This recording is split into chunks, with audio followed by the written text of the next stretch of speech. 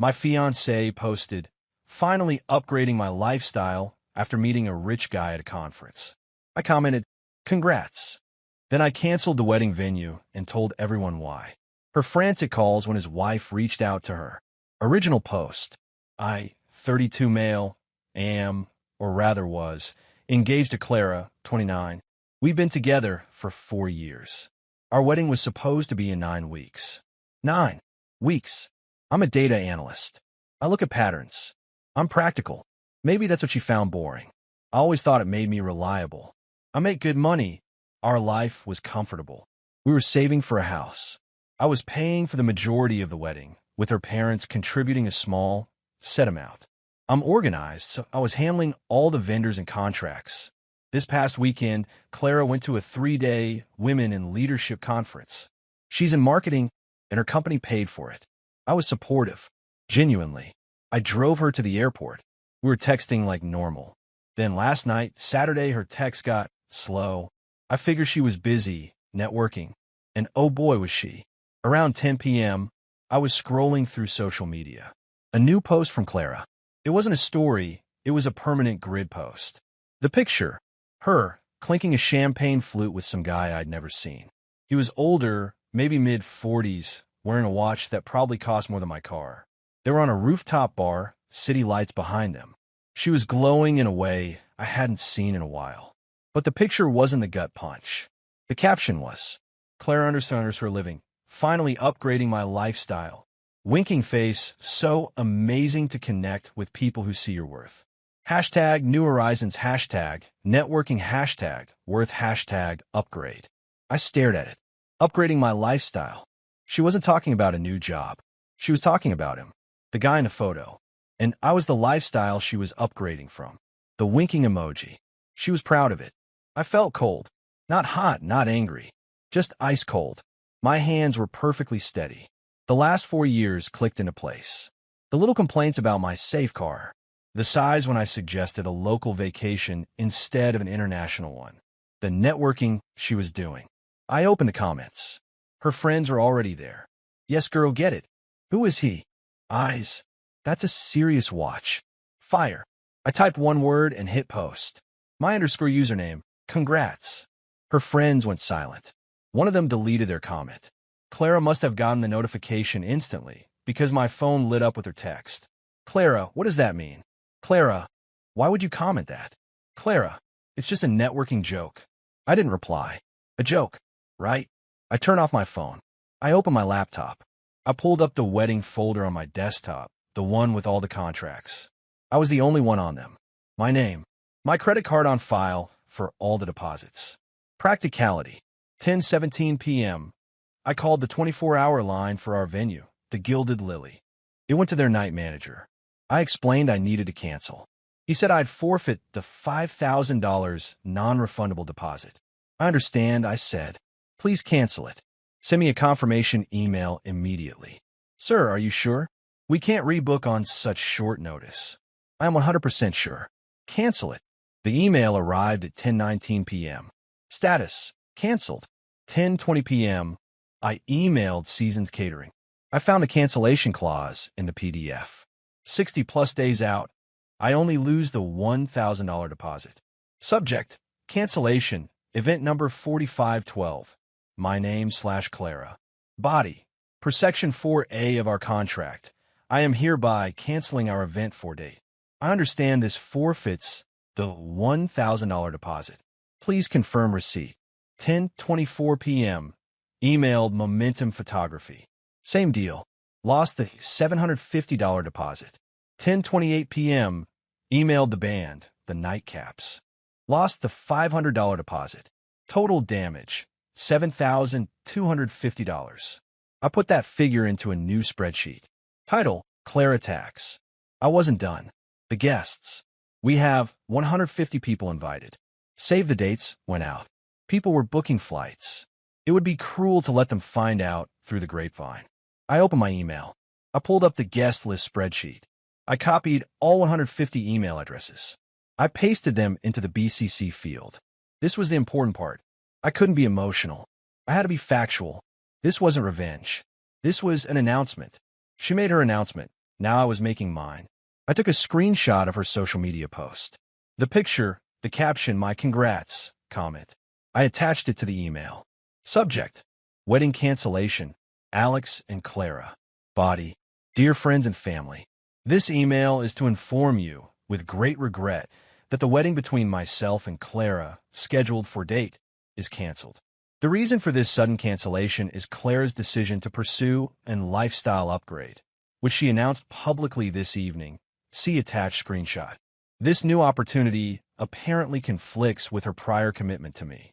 I have already informed all vendors, the Gilded Lily, Seasons Catering, etc., and absorbed the non-refundable deposits, so you do not need to worry about any of them. To those of you who have already made travel or accommodation arrangements, I am profoundly sorry for the inconvenience and expense. I'm just finding this out myself and wanted to let you know as soon as possible. Please do not contact Clara, as she's enjoying her conference and focusing on her new horizons. All queries can be directed to me, though I ask for some patience. Sincerely, Alex. My finger hovered over the send button for maybe 10 seconds. I thought about the humiliation, the waste, the lie. I clicked send. Then I logged out. I packed a week's worth of clothes in a duffel bag. I grabbed my laptop, my toothbrush, and my copy of the lease. Our apartment is mine. I leased it a year before she moved in. She's not on it. She pays me an agreed-upon share every month, but it's not rent. It's just a contribution. I walked out, locked the door, and drove to my friend Ben's house. I got there around 11:30 p.m. He opened the door, saw my face in my bag. Man, what happened? You look like you've seen a ghost. Something like that. Can I crash here? I just cancel my wedding. As I said it, I turned my phone back on, just to see. It was a nuclear meltdown. 19 missed calls from Clara. 8 missed calls from her mom, Diana. 3 missed calls from her maid of honor, Tasha. And over 50 text messages. All variations of, "What did you do? Call me now. You're insane. How could you humiliate me like this?" The last one from Clara just came in. "Clara, that post was a joke, you psycho. A joke. You just ruined my life over a joke." I looked at Ben. She says it was a joke. He read the screenshot. A joke with a guy named Julian Vance, the CEO of Vance Tech. Dude, that's not a joke. That's a business proposal. You want a beer? Yeah, I said. I really do. I put the phone on silent. This is just the beginning. Update 1. It's been 3 days. I'm still at Ben's place, working from his kitchen table. My boss was incredibly cool about it. Just said, take the time, log what you can. The fallout has been explosive. My family and friends are 100% on my side. My mom is furious in that quiet, terrifying way. My dad just said, son, that $7,250 is the best money you'll ever spend. Ben has been a rock, filtering calls and making sure I'm eating. Clara's side is a different story. It's a masterclass in deflection and entitlement. First came the attack from her maid of honor, Tasha. She sent me a long, scathing text. Tasha, I cannot believe you. You are the most toxic, controlling, insecure man I have ever met. Clara made one little joke post, maybe a bit tasteless, but she was just excited about networking. And you respond by nuking her entire life? Sending that to her grandparents? You're a monster, Alex. She's devastated. You blew up a 4-year relationship because you can't handle her being successful. I was tired. I just replied, me. The joke was with a married CEO, Tasha. Are you going to help her pay her half of the $7,250 in lost deposits? I'm sending you the Venmo request now. She blocked me, but I did send a request for $3,625 to both her and Clara. It's just sitting there pending. Then came Clara's mom, Diana. She didn't text. She called Ben's phone. Clara must have given her the number. Ben, bless him, just handed it to me. Diana. Alex? Alex, finally. You need to stop this right now. Me? Stop what, Diana? There's nothing left to stop. It's done.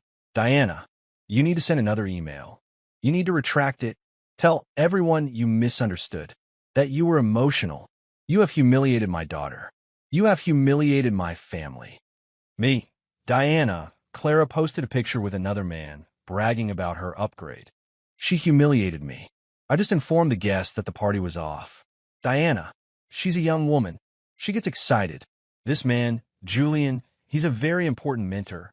She was just celebrating her new opportunities. You've probably ruined that for her now, too. You've taken her words and twisted them into something ugly. Me, the only person who thinks upgrading my lifestyle is a mentoring term is you, Diana. I'm sorry this is embarrassing for you, but I'm not the one who cheated. Diana, she didn't cheat. You don't know that.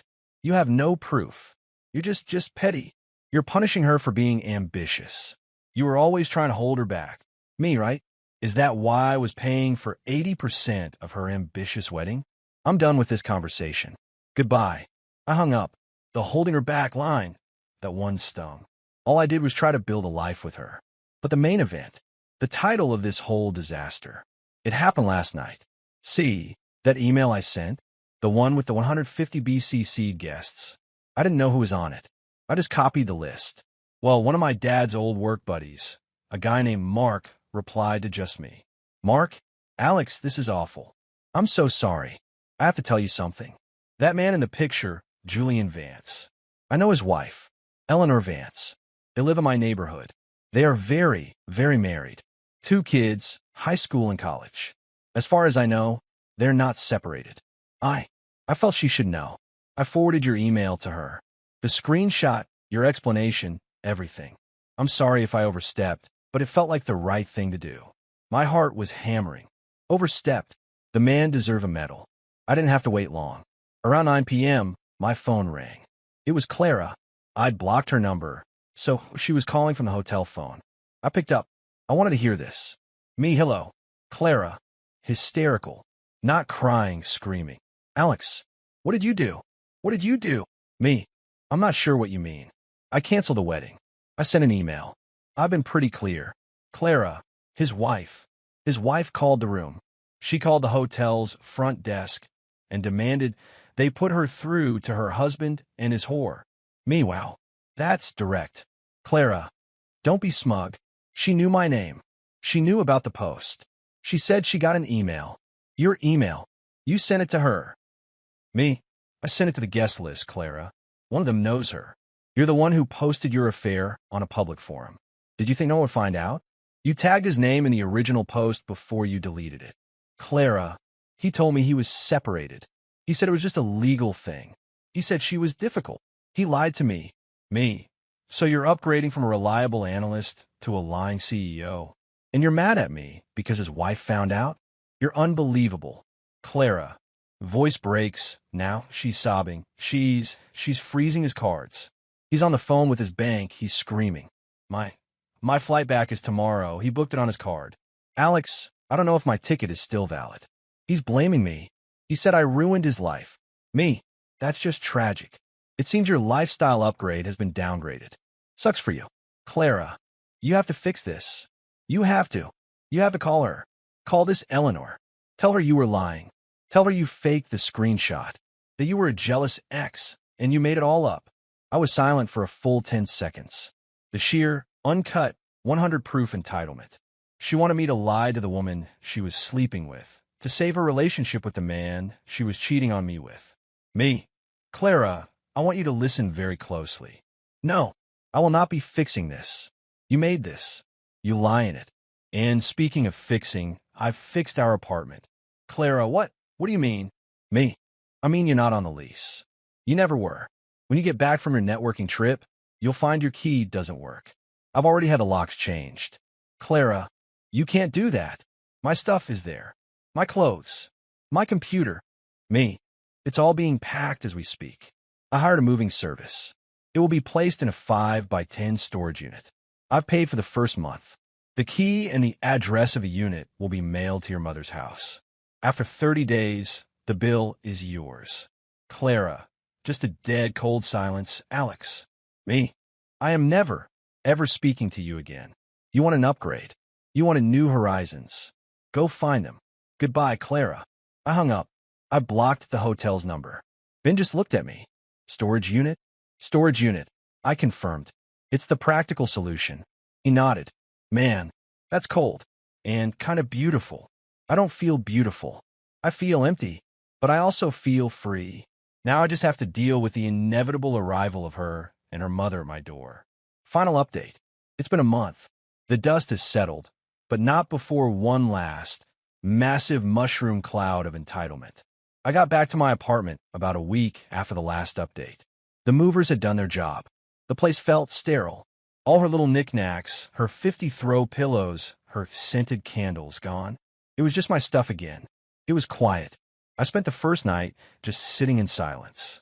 It was both awful and a huge relief. The confrontation I was expecting happened 3 days after I got back. The intercom buzzed. I looked at the camera. Clara and her mother, Diana. They looked terrible. Clara's eyes were puffy. Diana looked like she'd aged 10 years. I pressed the talk button. Me, you're not supposed to be here. This is trespassing. Diana, shoving her face at the camera. Alex, listen, you can't just throw her out on the street. This is inhumane.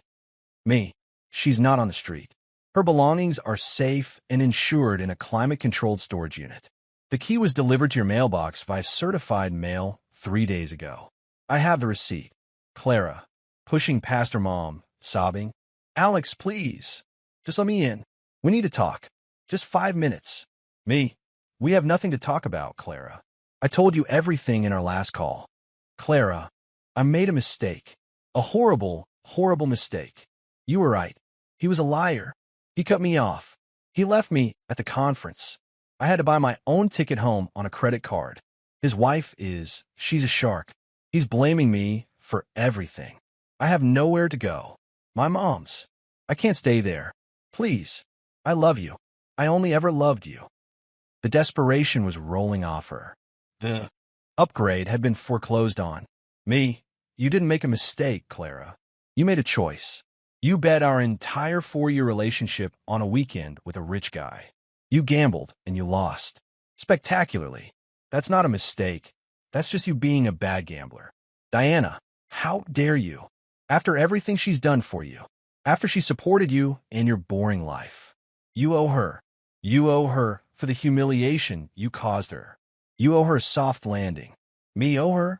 I'm out $7,250 in non-refundable deposits.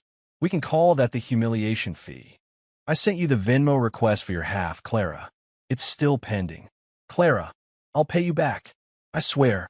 I'll get a job. I'll pay you. Just let me come home. Please, Alex. It's cold out here. Don't do this to me. It was, for the record, a very pleasant 65 degrees. Me, no. The answer is no. This is my apartment. You're not my fiancé. You're not my problem. You and your mother need to leave the property. If you buzz again, or if you're still in the lobby in 3 minutes, I am calling the police. I let go of the talk button. I watched them on the camera. Diana was livid. She was yelling at the call box. Clara just crumpled. She sat on the steps and did the full-body, ugly cry. Diana tried to pull her up. It was pathetic.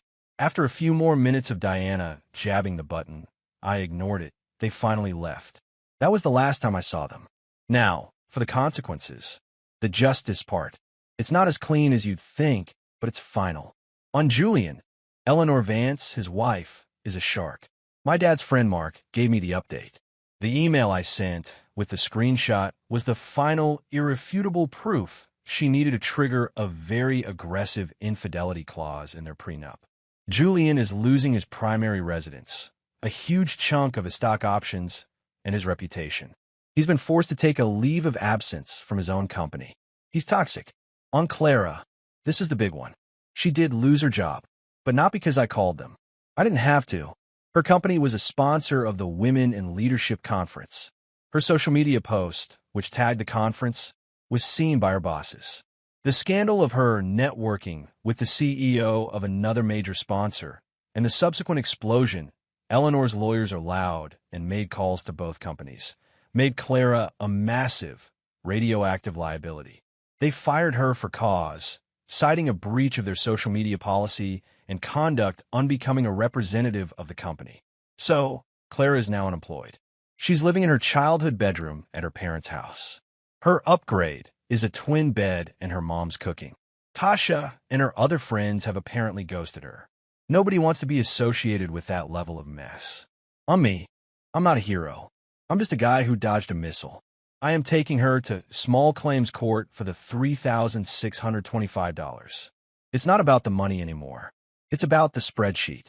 It's the principle. Declare a tax must be paid. My lawyer, who I hired for this, says it's a slam dunk case. She'll probably never pay, but a judgment against her will follow her around. Emotionally, I'm okay. I'm in therapy.